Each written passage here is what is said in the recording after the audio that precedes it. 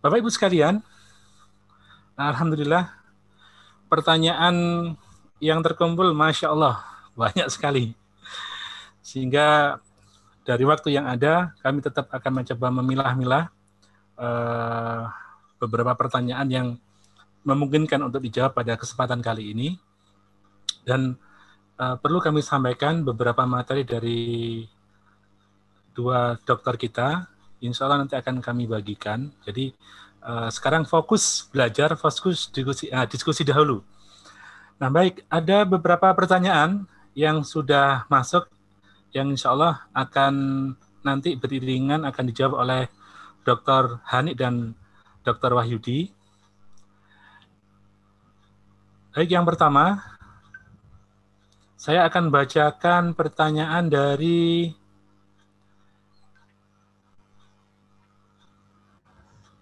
Tridiana. Tanya, Dokter Hani, apakah nyeri karena kanker CA rekti stadium lanjut bisa berkurang dengan bekam? Satu pertanyaan langsung dijawab saja ya, biar waktunya mencukupi. Kepada Dokter Hani, monggo bisa dijawab.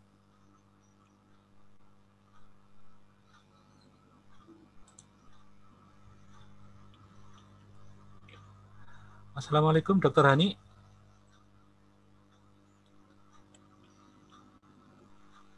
Sebentar. Boleh saya bantu sambil nunggu? Boleh, monggo silakan. CA rekti artinya kanker di dalam anus. Maka saya menyarankan bekamnya 7 titik sunnah dulu. Kita ittiba Rasul. Baru kemudian titiknya di sekitar rektum. Berarti adalah titik sakrum. Medisnya bahasa Arabnya maq'idah atau pinggul. Lalu ditambah titik us-us. Di mana titik us-us? Titik us-us adalah tulang ekor di antara dua pantat. Itu ada di antara lipatan itu namanya titik us-us. Di daerah situ peka, nyeri, geli, tetapi manfaatnya insya Allah sangat. Baik, Bu Hani mungkin mau menambahkan, insya Allah sudah bisa dihidupkan mikrofonnya. Untuk teman-teman yang tidak berkepentingan, tolong tidak dihidupkan ini ya. Monggo Bu Hani. Baik, saya coba share screen supaya jelas ya.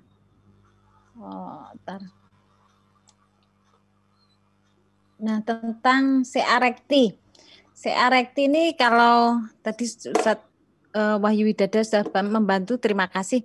Ini sudah pernah diteliti nyeri kanker ya, cuman tidak dispesifikan ke CA rekti, tapi CA rekti tergolong dalam kanker. Ini diteliti pada orang 60 orang ya dengan nyeri kanker, tapi ini diberikan pemberian bekam kering. Lamanya berapa lama? 5 menit, kemudian diulang lagi selama 10-15 menit, jumlahnya sekali sehari selama 3 hari. Nah ini dibandingkan dengan obat opioid, hasilnya bekam ini lebih baik dibanding sebelum intervensi sama setelah intervensi. Artinya bekam mempunyai efek baik.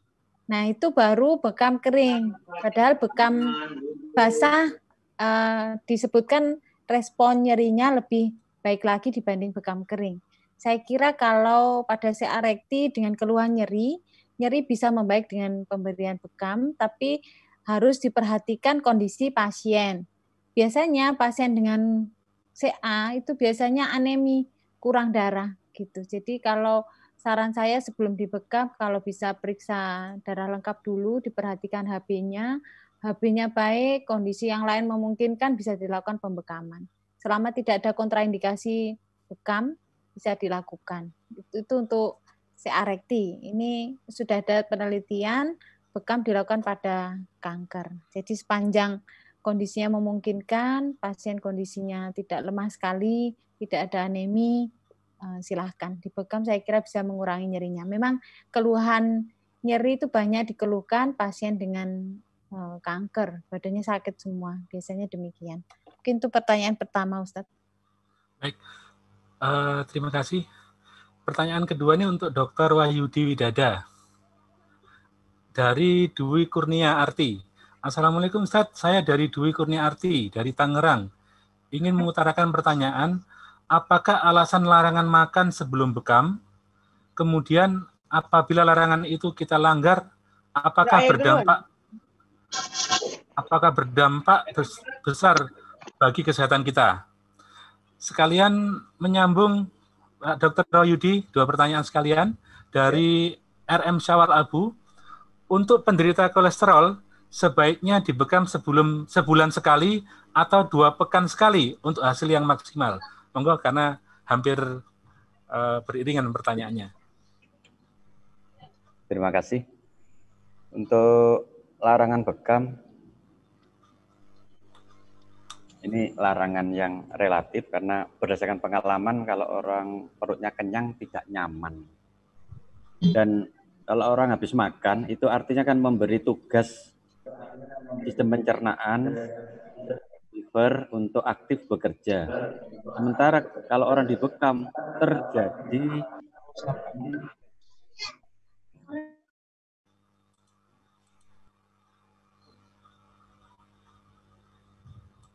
besar-besaran. Makanya kalau orang habis dibekam itu biasanya ngantuk. Itu harus dituruti, dia harus tidur. Ini bukan efek obat tidur ya, tetapi tubuh minta waktu untuk fokus recovery. Karena itu ada ini, tapi tidak pernah ditulis. Kalau orang habis bekam sebaiknya tidak melakukan hubungan suami istri. Karena berbekam itu suatu proses yang memberatkan, yang berat, proses berat bagi tubuh, terjadi recovery. Nah, ketika akan melakukan bekam begitu, kalau perut kenyang, dikhawatirkan akan mengganggu pencernaannya. Kedua, untuk kolesterol, untuk bekamnya kapan waktunya, dosisnya bagaimana? Ini relatif. Kalau yang mendekati sunnah itu sebulan sekali. Tapi kalau alasan klinis 2 minggu sekali. Tetapi menurut saya yang paling penting adalah bagaimana kemauan untuk meminimalkan pemasukan makanan-makanan pensuplai kolesterol. Kemudian menghindari hal-hal yang bisa mengganggu metabolisme liver. Maaf, liver sebagai organ metabolisme, misalnya melek malam, makan malam, ini tidak baik. Sering orang mengeluh, saya sudah menghindari kolesterol tapi kok masih kolesterolnya tinggi. Suka melek malam? Iya. Kalau malam makan nasi goreng, selalu. Nah ini kan harus dibetulkan dulu. Saya kira itu, Dr. Hamid. Baik. Untuk selanjutnya, pertanyaan dari from Debbie Dani kepada Dr. Hani. Saya Debbie, mau bertanya kepada Bu Hani, tadi yang dibekam itu tikus ya? Hasilnya tikus lebih tahan nyeri dibanding yang tidak dibekam. Berapa lama waktu membekam tikusnya? Setelah berapa lama nyeri diukur? Berapa perbandingan waktu tahan lamanya? Jedanya berapa menit atau berapa jam? Monggo silakan.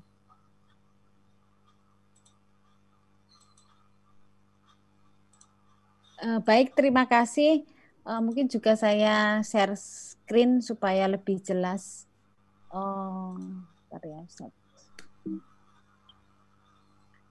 Jadi ini saya kesulitan share screen, nggak apa-apa. Saya coba yang lain. Jadi tikus saya bekam sebanyak 6 kali, kemudian kenapa kok ketutup? 6 kali, setiap kalinya adalah 5 menit. Kemudian 2 kali seminggu, gitu. Ada yang kurang mungkin. Yang dikurang apa? Tidak diberi nama waktu membekam. Membekamnya 5 menit ya, 5 menit. Kemudian titik bekamnya saya 10 kali 10. Harusnya torehan, tapi kulit tikus ternyata berat sehingga saya tidak menoreh. Saya menusuk gitu. maunya sih menoreh, tapi nggak bisa ditoreh, ternyata kulit tikus keras sekali. Jadi ini pakai kop yang 2 cm, tekanan negatifnya minus 200 mm Hg, 2-5 menit, stasioner, pada kulit yang intak. Jadi dicukur dulu bulu tikusnya. Kemudian dilakukan di punggung kanan kiri bilateral, di vertebra lumbal 45. Ini kebetulan Dokter Imam sudah meneliti di titik ini dan kondisinya membaik, hasilnya bagus. Saya mengadopsi dari penelitian Dokter Imam, L4 L5 minus 200 mm Hg. 25 menit ini saya mengambil juga sama dari Dokter Imam dan dari berbagai jurnal. Ada yang pakai 5 menit, ada 5-10 menit, ada 5-20 menit. Saya mengambil yang 5 menit. Menimbang bahwa tikus ini kecil ya, saya mengambil yang menitnya kecil gitu. Terus kemudian yang ditanya tadi cukup ya? Cukup mungkin misal. itu. Nggih. Ini pertanyaan kepada Ustadz Wahyudi, Dr. Wahyudi Widada. Ya. Dari Afifa Rimawati. Untuk dokter berdua ternyata. Dokter dan Ustadz Wahyudi, kalau nyerinya semakin bertambah setelah dibekam, apa yang harus dilakukan? Siapa dulu yang mau menjawab? Monggo, siapa dulu? Saya dulu boleh. Oh, Jember ya, monggo. Dari Jember baru ke Surabaya. Iya, boleh. Ya, terima kasih. Jadi memang perlu untuk memformalkan bekam itu yang bagaimana? Tariannya itu seberapa? Dokter Imam Subadi sudah menemukan kekuatannya adalah negatif 200 mm Hg. Alhamdulillah itu sangat membantu. Kemudian saya tidak puas, saya membuat sendiri kop dengan lubang tambahan, saya hubungkan dengan pengukur. Jadi ketika saya membekam, saya konfirmasi kepada pasien, apa segini sakit? Sangat sakit, saya kurangi. Segini masih sakit, segini sakit. Jadi tidak selalu negatif 200. Negatif 200 setara dengan 2 tarian kop Kangju. Meskipun sebetulnya sama juga sih dengan samurai. Ternyata ada pasien-pasien yang memang karena dia mungkin mengalami febris, subfebris, ini peka nyeri, ambang nyerinya menurun, hingga menjadi negatif 200 atau 2 tarian, maka perlu dikurangi. Pernah saya diskusikan dengan Prof. Taat, bahwa kalau bekam itu terlalu kuat dan atau terlalu lama, maka efek yang terjadi adalah paradokdosis. Paradokdosis adalah efek yang didapat berlawanan. Sama dengan orang minum CTM, tidak bisa tidur. Minum kopi, ngantuk. Begitu. Jadi pada pengekopan yang berlebihan, terjadi efek malah menimbulkan nyeri. Begitu? Monggo, Dr. Hani. Baik. Baik, terima kasih. Tadi saya sebutkan di adverse effect yang PowerPoint saya efek samping. Efek sampingnya memang bisa salah satunya nyeri semua di badan gitu. Mungkin itu kaitannya dengan dosis. Dosis itu kalau obat medis ya, kalau obat yang tepat tuh didosis sekian sampai sekian. Kurang dari itu tidak bermanfaat, lebih dari itu membawa mudorot, efek samping. Nah, bekam juga sama, kita harus tidak boleh berlebihan gitu. Kalau berlebihan juga seperti yang disampaikan oleh Ustadz Wahyu Widada, hasilnya bukan malah baik, malah jelek gitu. Jadi secukupnya berapa? Secukupnya kalau di jurnal itu jaraknya minimal 2 minggu sampai sebulan gitu, bukan tiap hari. Ada yang dilakukan tiap hari itu malah efek sampingnya ada keluar burning ya, kebakaran kayak kebakar gitu. Di luar negeri itu blister ada, burning ada. Jadi burning yang lebih parah. Jadi seperti kebakaran yang masuk di yang burning ini mungkin karena juga kena kop yang akibat api itu. Kalau yang blister yang nggak pakai api juga bisa blister. Nah itu jadi harus takaran dosis gitu. Itu mungkin sekalian menjawab ada yang dibekam tapi tidak membaik gitu. Itu seperti halnya dulu ada yang pengobatan dengan madu tapi tidak membaik. Maka diobati lagi dengan madu, sampai ketemu dosis yang tepat gitu. Nah, ini permainan dosis ini yang mungkin harus diperhatikan. Jadi mungkin masih butuh uluran tangan para peneliti, dosis yang tepat itu sebenarnya berapa sih darah yang harus keluar. Kalau titiknya sudah ada titik sunah, tapi dosis harus diperhatikan, jarak waktu, durasi, dan lain-lain. Kalau hari tadi disebutkan oleh Ustadz, tadi ada sunahnya pagi, kemudian di tengah bulan, dan lain-lain, itu mungkin juga harus diperhatikan. Jadi kelebihan tidak baik, kurang pun tidak membawa manfaat. Gitu. Jadi harus cari dosis yang tepat. Nah, dosis yang tepat itu mungkin sharing penelitian, case report, dan lain-lain itu sangat membantu. Makanya saya senang menulis karena tulisan saya yang sedikit itu mungkin bisa jadi dasar pijakan yang lain. Satu pasien membaik itu saya catat, saya bukukan, saya menulis gitu. Entah kepakainya kapan, tapi saya berusaha memberikan sumbangsih semampu saya gitu. Mungkin itu, Ustaz. Masya Allah, ini inspirasi untuk teman-teman sekalian. Setiap klien yang telah diterapi dan membaik perlu dicatat rekam mediknya dengan seksama agar mudah-mudahan nanti kalau memang ada ahli yang mau riset itu bisa membantu menguak keajaiban dari bekam ini. Ya, Mas Jazakallah khair kepada dua dokter yang telah menjawab pertanyaan Ibu Rimawati. Yang selanjutnya dari Bulukumba. Dari dari Bulukumba, dari Ummu Fatimah.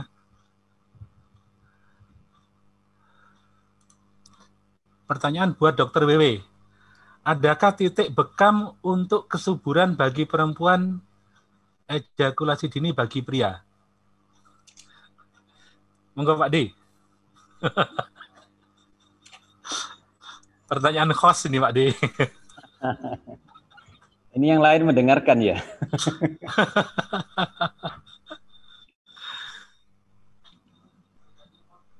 Bismillah. Jadi selain belajar pada kedokteran langsung, saya juga belajar pengobatan Islam, dalam hal ini ruqyah syariah. Jadi penyebab penyakit itu tidak melulu dari faktor fisik, hormonal, seperti itu contohnya ya. Tetapi ada faktor aspek spiritual, aspek dari non-medis. Jadi pengalaman, ini jadi saya cerita pengalaman deh. Pengalaman saya menangani pasien dengan keluhan-keluhan fungsi reproduksi, ejakulasi dini, impoten, belum punya anak, dan sebagainya. Maka yang pertama harus diperbaiki dulu akidahnya. Adakah perilaku syirik? Kemudian yang kedua, apakah ada dosa yang belum diistighfari? Apakah ada maksiat yang belum dimintakan ampun? Apakah ada dosa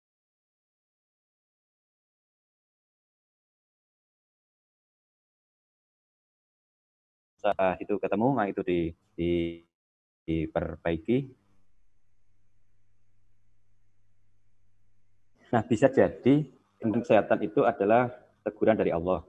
Dan bisa jadi gangguan dari makhluk Allah, yaitu manusia yang hasad, jin yang hasad, atau dari makhluk jasad renik, misalnya kayak virus corona seperti ini. Kalau ditemukan memang ada gangguan dari makhluk Allah yang hasad, dalam hal ini jin yang hasad, maka perlu dibacakan ayat-ayat suci Al-Quran untuk mendakwai jin tersebut. Saya ulangi, untuk mendakwai jin tersebut. Misalnya begini kalimatnya. Wahai makhluknya Allah dari bangsa jin yang ada di rahim saudaraku ini.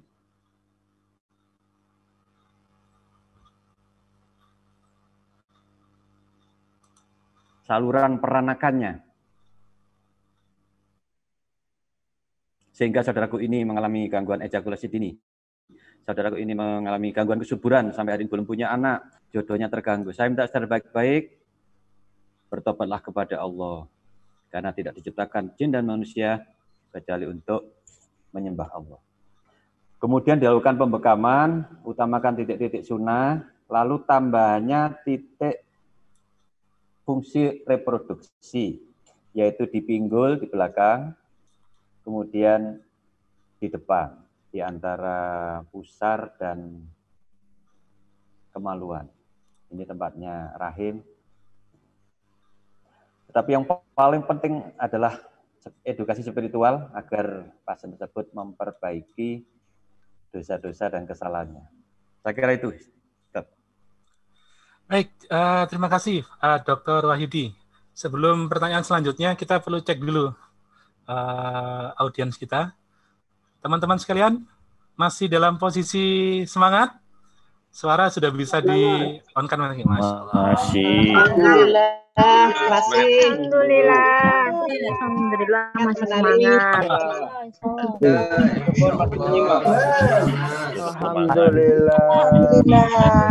Alhamdulillah masih. Kita lanjutkan lagi ya.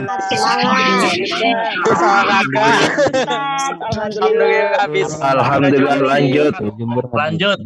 Saya mood lagi. Baik, teman-teman semua. Ini Masya Allah. Yang selanjutnya, pertanyaan ditujukan kepada Dr. Hani dari Elida. Beliau menanyakan bagaimana dengan pasien yang mengalami akibat nyeri osteoporosis. Dengan dibekam, apakah bisa memperbaiki fungsi pada bagian kaki yang kesulitan untuk ditekuk? Sebentar, Bu Hani, saya buka dulu. Oke. Baik, sebelum saya menjawab yang osteoporosis kaki tidak bisa ditekuk, mungkin saya komentar sedikit tentang bekam basah untuk infertilitas. Terapi ini sudah ada jurnal yang hadir, sudah bisa di-download ini tahun 2016, disebutkan bahwa hijamah bermanfaat untuk wanita infertil untuk mendapatkan kehamilan gitu. Terus kemudian butuh konfirmasi temuan lebih lanjut dari hasil ini pilot, jadi pertama kali terbit. Mungkin itu yang untuk nyeri pada osteoporosis. Nyeri osteoporosis tentu gangguannya ada di tulang. Kalau pada jurnal yang saya baca-baca sampai sekarang bertahun-tahun baca ini belum ketemu yang dihubungkan bekam dengan osteoporosis. Tapi kalau bekam dengan nyeri punggung bawah itu disebabkan banyak hal, salah satunya osteoporosis. Tapi kalau untuk nyeri punggung bawah secara umum, dia bermanfaat untuk menurunkan nyerinya.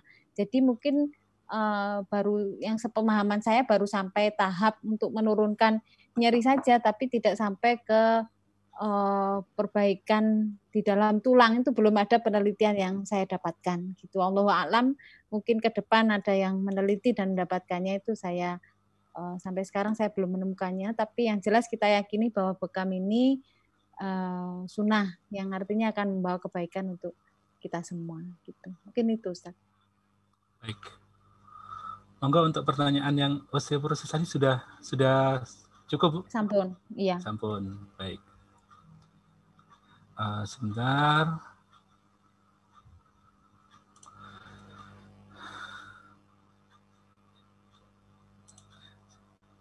Baik, teman-teman. Silakan kalau ada yang mau bertanya secara live, saya berikan kesempatan. Silakan mengajukan. Nanti akan saya On-kan mic. Atau ini saya yang dijapri Ustadz ya, saya jawab satu-satu semampu saya ya. Oh boleh, kalau mau di rombongan dulu Bu. Daripada utang PR saya Ustadz. Yeah. Ini ada pertanyaan dari Kendari, bagaimana jika seandainya pasien mengalami keluhan nyeri tapi kondisi umum pasien lemah, apakah dapat dilakukan weight cupping terapi? Karena dalam konsep tradisional Chinese medicine terapi, apabila kondisi klien lemah, denyut nadi lemah, dan tekanan darah menurun dikenal dengan sindrom rumah dingin, itu tidak dianjurkan weight cupping terapi. Atau seperti apa pandangan dalam dunia medis? Apakah antara keluhan nyeri, keadaan umum, klien lemah, dan terapi bekam basah. Kalau dalam pandangan medis, kita selalu memperhatikan nyeri tidak sekedar keluhan biasa, tapi kita harus memperhatikan kondisi lain. Jadi kondisi pasien secara umum seperti kesadaran pasien, kemudian denyut nadi atau vital sign ya, denyut nadi, tensi, tekanan darah, temperatur dan lain-lain kita perhatikan. Kalau kondisinya lemah, itu kalau di dalam medis kadang malah pasien dehidrasi dan lain-lain yang itu butuh hidrasi, butuh penambahan cairan, jadi diinfus dan lain-lain. Kalau kondisinya lemahnya karena kurang cairan, kita keluarkan cairan, tentu hasilnya tidak lebih baik gitu. Jadi kita tetap perhatikan kondisi umum pasien. Saran saya kalau pasiennya kondisinya denyut nadinya lemah, tekanan darah menurun, maka sebaiknya menurut saya dihindari dulu sampai kondisinya memungkinkan kita bisa membantu kondisi pasien. Untuk yang pertama, saya boleh lanjut Ustadz? Daripada bawa PR hutang nanti. Kemudian, boleh sekali lagi Bu. Iya. Ini banyak ini yang dipilih yang mana, minta maaf karena Ustadz membatasi sekali ya. Ini sudah mau jam 11 soalnya. Yeah. Kemudian ini untuk efek bekam, apakah bersifat permanen dan dibutuhkan terapi berapa kali untuk terapi optimal? Jadi bekam itu bukan penangkal petir ya, yang saya bilang sekali dipasang bisa tangkal petir. di dalam medis pun sama. Jadi kalau batuk pilek diobati sembuh, apakah lantas tidak batuk pilek lagi? Ya boleh batuk pilek lagi, bisa terulang gitu. Nah bekam juga sama. Satu waktu juga harus diulang, makanya perlu pengulangan, cuman rutinitasnya itu yang perlu diperhatikan jaraknya. Kalau pasien saya ada yang nyeri semua badannya karena stroke, nggak bergerak, pasien kan cuma diem di kursi roda dan lain-lain. Saya sarankan bekam, habis bekam seger, enak. Minggu depannya itu ke saya minta, saya boleh nggak bekam lagi, saya minta. Jadi setiap saya praktek tuh minta diberi di ACC ke bekam gitu. Saya bilang enggak Pak, jaraknya minimal 2 minggu. Nanti saya praktek lagi, datang lagi minta dibekam. Jadi saya tetap bertahan pada dosis dan takaran. Kalau kelebihan juga hasilnya enggak terlalu bagus gitu. Terus kemudian ini sudah ya, apakah permanen? Tidak gitu. Karena apa? Karena kita kuat-kuatan antara bekam sama zat toksik dalam tubuh. Sementara zat toksik tadi Ustadz Wahyu Widada sudah bilang kalau efeknya, Ustadz Zaidul Akbar juga bilang kalau dari makanan kulu washrobu itu ya, walatusrifu, makan berlebihan juga akan numpuk lagi toksin lagi gitu. Jadi antara intake sama output sama harus balance antara masuk sama keluarnya gitu. Sementara kita nggak bekam lagi tapi kita masuki zat-zat yang jelek-jelek dalam tubuh, maka bisa lagi menjadi nyeri gitu. Jadi bukan karena bekamnya nggak efeknya bagus, tapi kita keseimbangan dalam tubuh harus kita perhatikan. Sudah cukup satu, Ustaz. Ini minta maaf yang lain. PR-nya banyak ini. Langsung ngomong benernya ya. Kalau PR tulisan belum tentu paham. Gantian ada pertanyaan untuk Dr. WW. Ya. Biar paling tidak sebagian pertanyaan bisa terjawab di forum kali ini. Ada pertanyaan untuk mohon dari Yugi Purnama, dari murid beliau sendiri. Jadi murid beliau menanyakan di forum ini, biar semuanya juga sama-sama paham. Mohon izin bertanya kepada Pak D. Dr. WW, apa fenomena yang mendasari Pak D. WW yang mendasari melakukan penelitian tersebut, sehingga tertarik untuk menuangkan ke dalam disertasi? Terima kasih. Pak D. WW, monggo.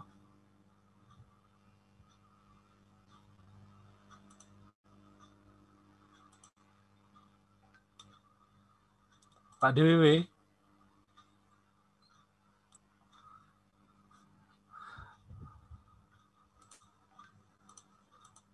Pak DW monitor?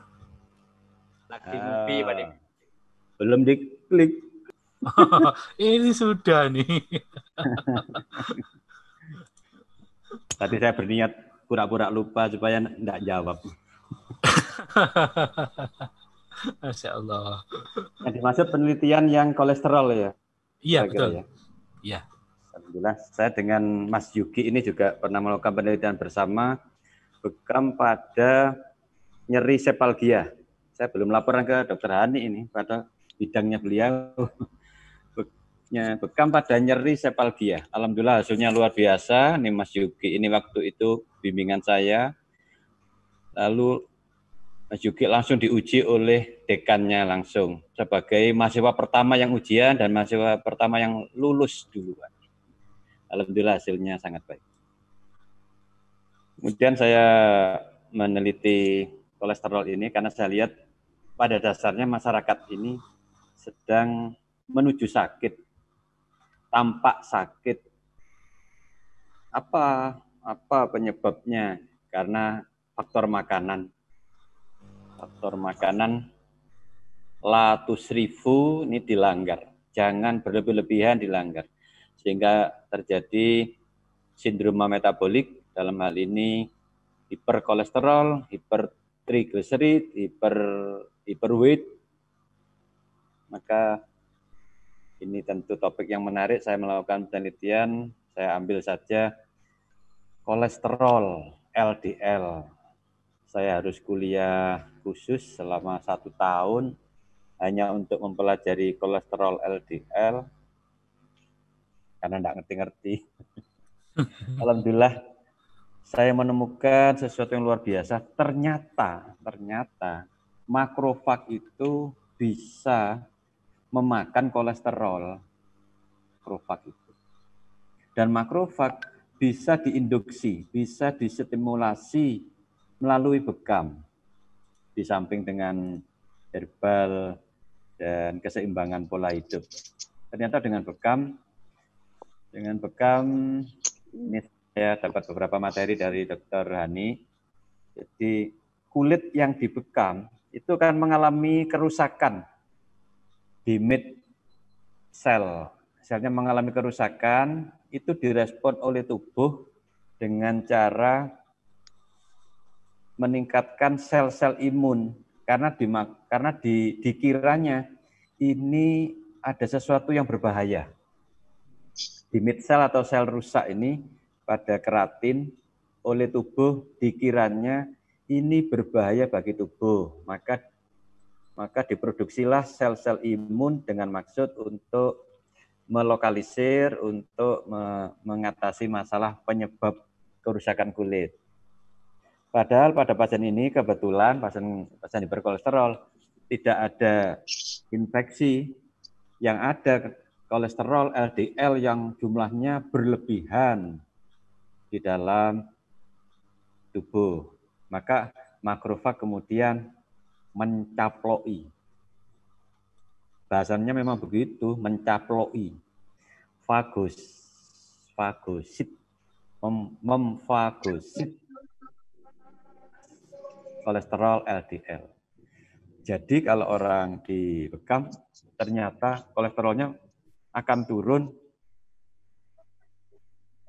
akibat dari pembekaman itu. Ini ada dua mekanisme. Yang pertama secara mekanis, sedotan bekam itu mengeluarkan sampah metabolisme kolesterol. Saat itu juga ya. Kemudian yang kedua, kolesterol bisa turun oleh karena efek inflamasi. Ini terjadi pada hari ke-7, pada minggu, setelah minggu pertama, minggu kedua, minggu ketiga, dan mungkin bisa lebih lama lagi. Jadi ketika dibekam, yang pertama monosit meningkat, lalu berubah jadi makrofag. Nah, makrofag ini bisa berumur panjang. Kalau makrofag ini sehat terus, jumlahnya banyak terus, aktif terus, maka kolesterol akan terjaga. Dengan syarat gaya hidup, pola makan harus baik. Saya kira itu, Ustaz Hamid, Mas Yuki. Baik, jazakallahu khair. Masya Allah, tidak terasa jam kita sudah menunjukkan jam 11 siang. Ini kalau kita lanjutkan, kita nabrak waktu zuhur di Surabaya, tempat kita menyiarkan ini. Dan mungkin di Indonesia Timur sudah masuk waktunya zuhur. Namun saya kira Masya Allah, jazakallahu khair atas pemaparan ilmu yang disampaikan oleh dua dokter dari Jawa Timur. Untuk selanjutnya kami mohon closing statement khususnya bagi kami para terapis bekam di Jawa Timur dan di Indonesia Raya pada umumnya dari kedua dokter untuk mengakhiri proses diskusi dan pemaparan seminar ini.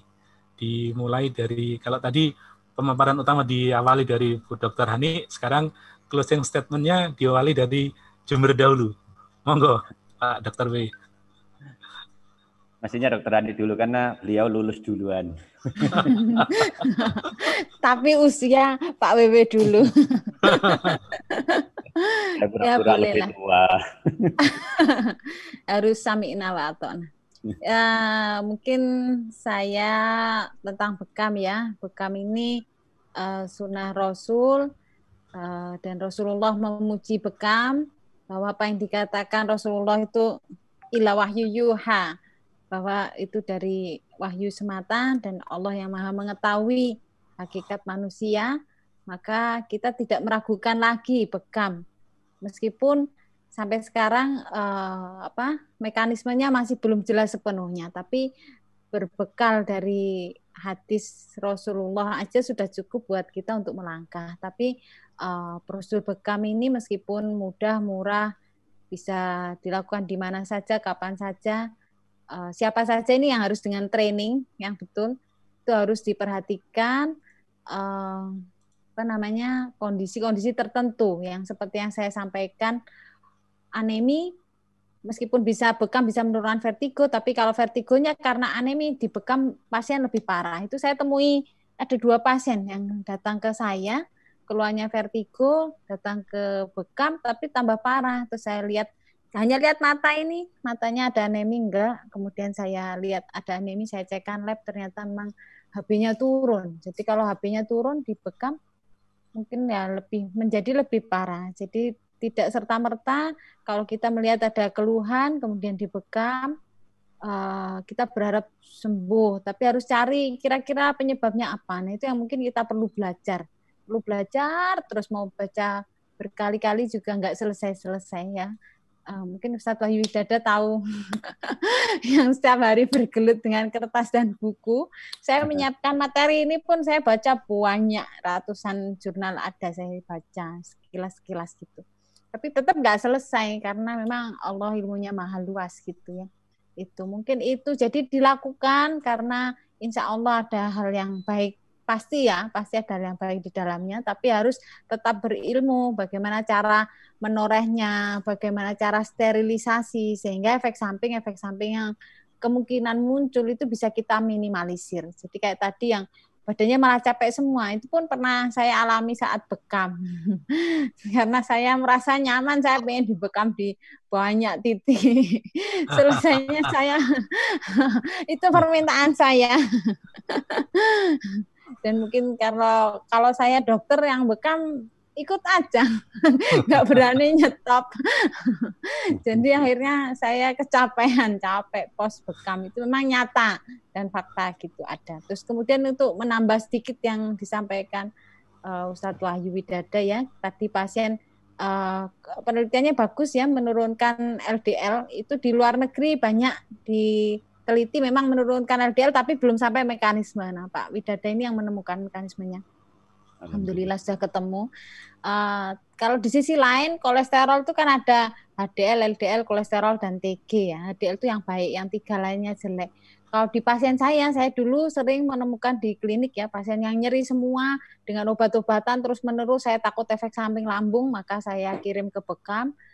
Ternyata saya menemukan temuan yang tidak sengaja ya, itu TG-nya ikut turun, ikut membaik, kolesterol ikut membaik gitu. Maka saya semakin belajar lagi sehingga tahu bahwa efeknya bekam tidak hanya untuk nyeri, tapi bisa untuk jerawat, bisa untuk mastitis, ya, mastitis, nyeri payudara dan lain-lain gitu. Nah, makin saya belajar, semakin saya tahu bahwa memang efeknya banyak.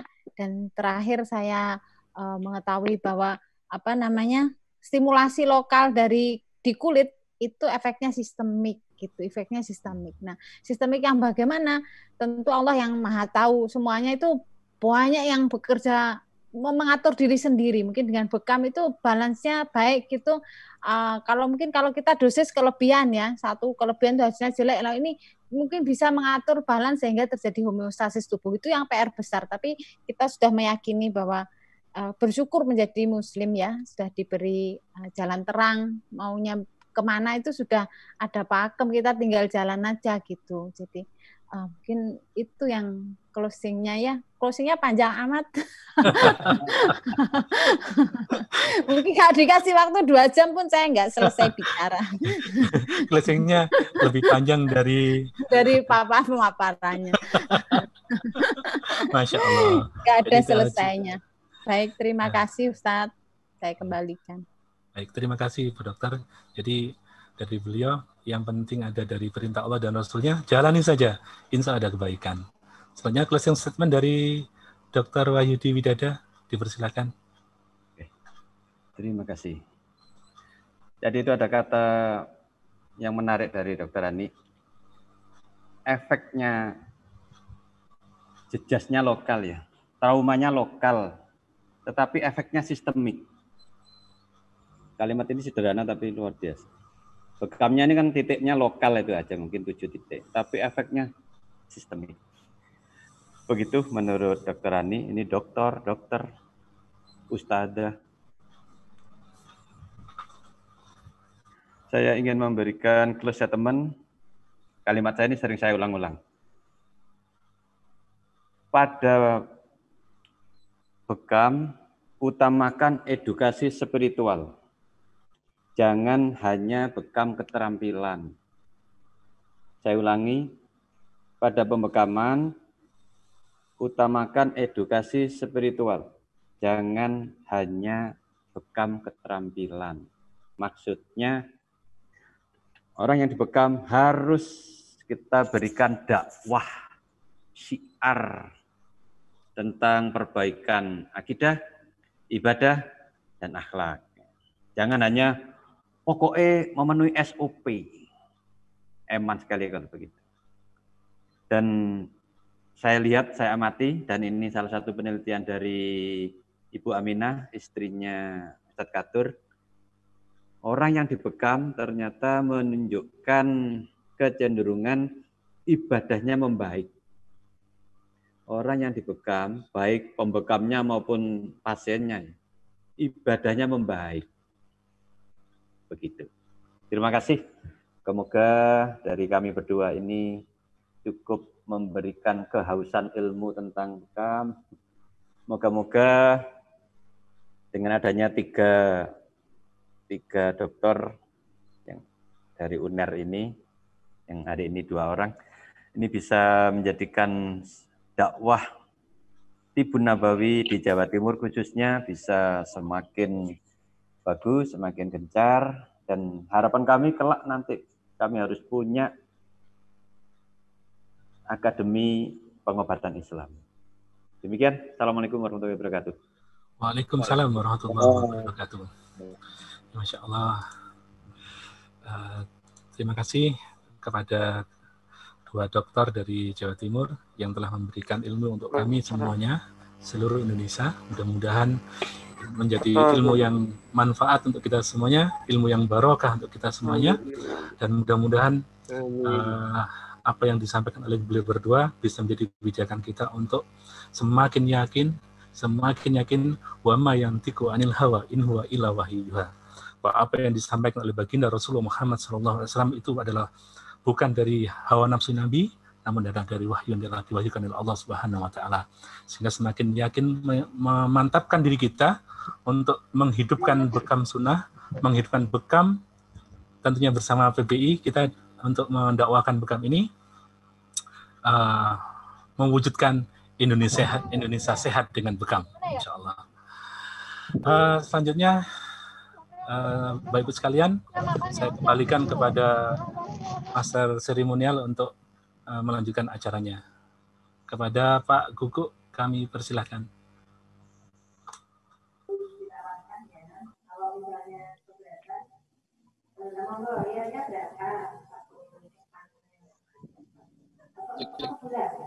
Terima kasih disampaikan pada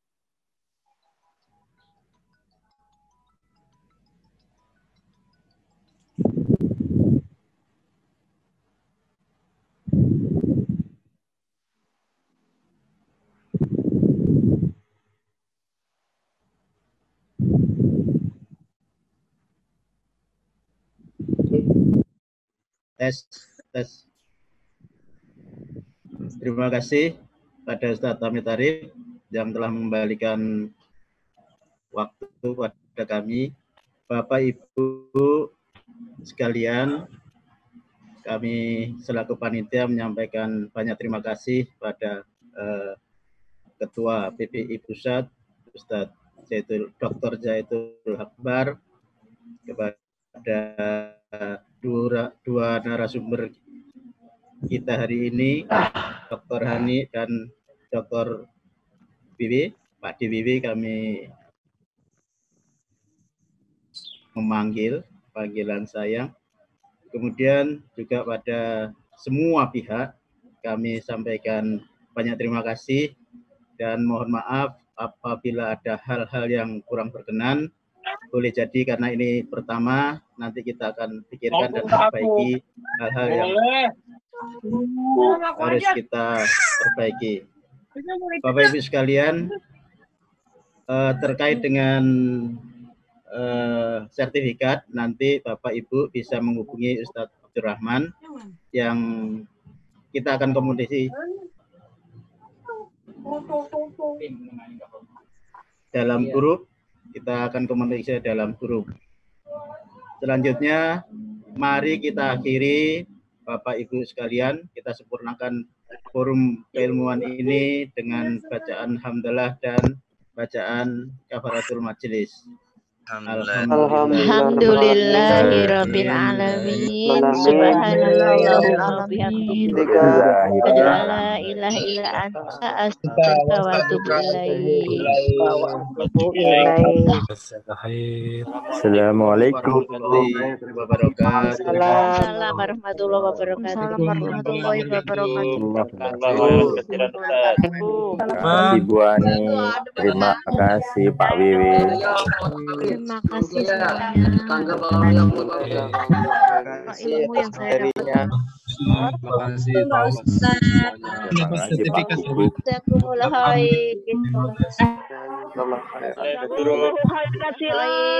Hani atas ilmunya.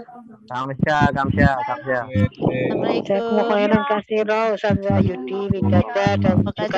Hani Dr. Hani. Semuanya ya. Semoga kita